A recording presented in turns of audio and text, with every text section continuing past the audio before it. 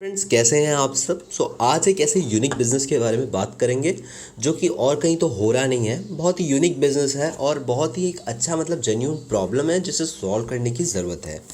तो आप ये पेज देख रहे होगे, यहाँ पे कुछ क्लोथ्स हैं जिनके प्राइस अगर आप देखोगे तो नीचे लिखा हुआ है, देखिए 1,10,000, 1,15,000, 1,19,500 एंड इससे पता चल रहा है कि सारे कॉस्टली ब्रांडेड क्लोथ्स हैं। अब प्रॉब्लम की बात कर लेते हैं। देखिए, हमारी घर में कभी किसी की शादी होती है, कुछ बड़ा फंक्शन होता है, कोई रिटायरमेंट होता है, हमें मन होता है या फिर हमारे फैमिली मेम्बर जिनके साथ जिनका कोई प्रोग्राम होता है उनका मन होता है कि कोई महंगा जो ब्रांडेड क्लोथ है वो बाई करे। अब ये तो काफ़ी महंगे हैं। मैं जैसे आपको समझाने के लिए ये मैंने ओपन किया है पेज, सो दैट आपको पता चले कि ब्रांडेड क्लोथ्स कितने महंगे तक आ सकते हैं। हमारा मन होता है कि हम ब्रांडेड क्लोथ लें, ब्रांडेड शूज़ लें, branded in the sense luxury clothes लें जो कि एकदम पॉश दिखे। लेकिन उनके जो कॉस्ट होते हैं ना, वो हमें रोक देते हैं बाई करने से, क्योंकि जनरली होता क्या है कि एक बार तो वो ले लेते हैं महंगा, लेकिन उसके बाद वो पूरे साल और कभी कभी तो पूरे ज़िंदगी भर कबर्ड में ही पड़ा रह जाता है और उसका कोई यूज़ नहीं होता। तो ये एक बहुत बड़ा प्रॉब्लम है। अगर आप देखोगे तो एक अच्छा खासा प्रॉब्लम है ये, क्योंकि लग्जरी आइटम हम लेना चाहते हैं लेकिन उसके कॉस्ट के कारण हम ले नहीं पाते, और इन केस अगर ले लिया तो उसका कोई यूज़ नहीं होता है, एक दो दिन के लिए यूज़ होता है। और इस शेयरिंग के इकोनॉमी में जहाँ पे लोग कार लेने के बजाय खुद के ड्राइवर को बुलाते हैं, लाइक ओला को बुलाते हैं, एक ऐप से कार बुक कर लेते हैं, तो वहाँ पे अब ये कपड़े लेके ज़िंदगी भर रखने का कोई मतलब नहीं होता। आगे के टाइम में पूरा शेयरिंग इकोनॉमी होने वाला है, ठीक है। तो इसका सोल्यूशन क्या हो सकता है? प्रॉब्लम तो हमें पता चल गया। अब कुछ लोग बोलेंगे कि रेंट का बिज़नेस स्टार्ट कर सकते हैं, कि महंगे कपड़े ले लो और फिर उसको रेंट पे लगा दो। लेकिन इसमें बहुत इशू है। जो कस्टमर है उसे डिपॉजिट देना पड़ेगा, रेंट देना पड़ेगा। इन केस कपड़े पे कुछ होता है, कपड़े में कुछ भी होता है तो डिपॉजिट में से काट लिया जाएगा, ठीक है। तो इसमें वो स्टेबिलिटी नहीं होती है, समझ रहे हो आप। अगर आप कंपनी चला रहे हो रेंट की और कस्टमर कुछ कर दिया तो फिर वो जब आप नेक्स्ट टाइम पे रेंट डालोगे ना तो उसका वैल्यू कम हो जाएगा और बहुत दिक्कत आती है रेंट के बिज़नेस में। तो इसका सॉल्यूशन कैसे होगा उसके ऊपर हम बात करेंगे। चलिए देखते हैं। यहाँ पे देखिए, मैंने ये ओपन किया है, इसमें मैं आपको ड्राइंग से समझाता हूँ। इसका जो सॉल्यूशन है ना, वो ये हो सकता है कि एक प्लेटफॉर्म से कस्टमर कपड़े बाई कर सकता है। यहाँ पे बाई कर पाएगा लग्जरी, जो भी लग्जरी आइटम है सिर्फ उनके लिए, ये जो भी लग्जरीज आइटम है वो यहाँ से कस्टमर बाई कर सकता है सेक्शन से, चाहे जो लग्जरी आइटम है जो भी आप लिस्ट करोगे। और दूसरा जो इसका मेन होगा वो रीसेल।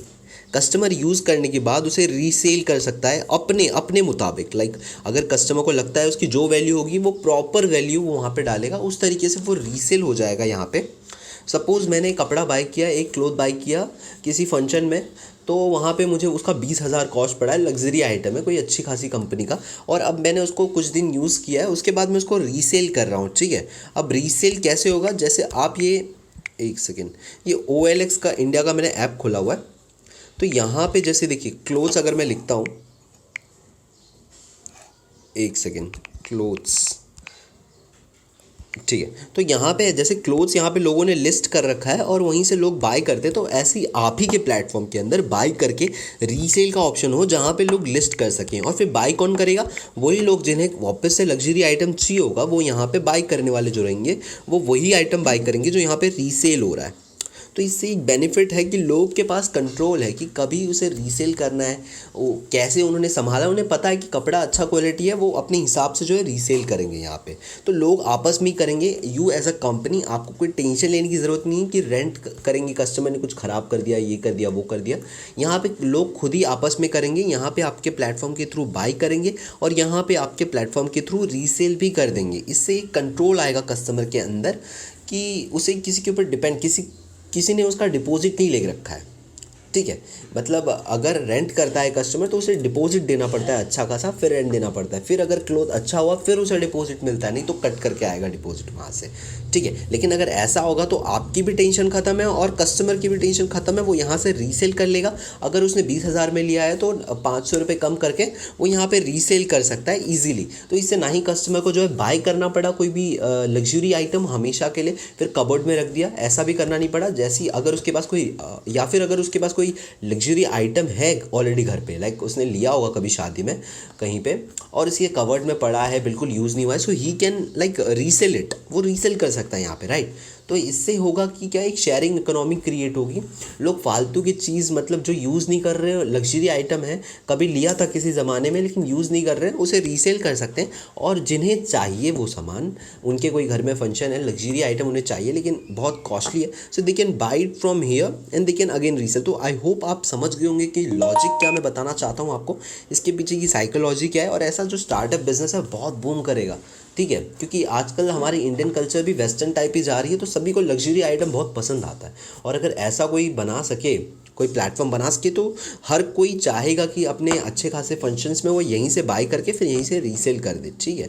और बाहर अगर कुछ स्टार्टअप्स हैं, मैंने सुना है एक स्टार्टअप है जो कि ऐसा स्टार्ट किया हुआ है और बहुत ही अच्छा ग्रो कर रहा है। सो इंडिया में भी ये बहुत ही अच्छा अपॉर्चुनिटी है आपके पास। अमेज़ॉन वगैरह ये सब तो चलो, यहाँ पे तो सिर्फ सेलिंग होती है और लग्जरी आइटम्स होते भी नहीं होते।